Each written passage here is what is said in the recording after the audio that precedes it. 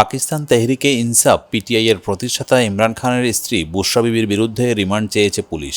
পুলিশের দাবি, গত ৯ মে দাঙ্গা সংক্রান্ত ১২টি মামলার ঘটনায় অভিযুক্ত বুশরা বিবি। এক্সপ্রেস নিউজের শুক্রবারের প্রতিবেদন অনুযায়ী পুলিশ ১২টি মামলায় বুশরা বিবির শারীরিক রিমান্ডের আবেদন করেছে। সন্ত্রাস বিরোধী আদালত তাকে ১৭ আগস্ট শনিবার তলব করার জন্য অনুরোধ করেছে। শনিবার সকাল ৮টায় বুশরা বিবিকে আদালতে হাজির করার জন্য জাতীয় জবাবদিহি ব্যুরোর দলকে নির্দেশ দিয়েছে আদালত। সেখানেই তার রিমান্ডের বিষয়ে সিদ্ধান্ত নেবেন আদালত। পুলিশ জানিয়েছে, ৯ মের ঘটনায় বুশরা বিবির প্রাথমিক তদন্ত শেষ হয়েছে এবং তাকে দোষী সাব্যস্ত করা হয়েছে। বিচারক মালিক এজাজ আসিফ ১২টি স্টেশন থেকে পুলিশের আবেদনের শুনানি করেন।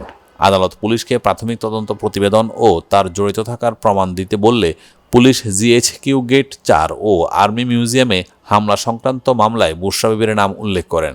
এর বাইরে মুড়ি রোড একটি সংবেদনশীল সংস্থার অফিসে হামলা, একটি মেট্রো স্টেশন পুড়িয়ে দেওয়া এবং সদরের একটি সংবেদনশীল ভবনে অগ্নিসংযোগের মামলায় জড়িত করা হয় বুশরা বিবিকে। এছাড়াও মুড়ি রোড, তক্ষশিলা এবং হাজরা আটকে অগ্নিসংযোগ ও ভাঙচুরের মামলায় বুশরা বিবির নাম উঠে এসেছে পুলিশের তদন্ত প্রতিবেদনে।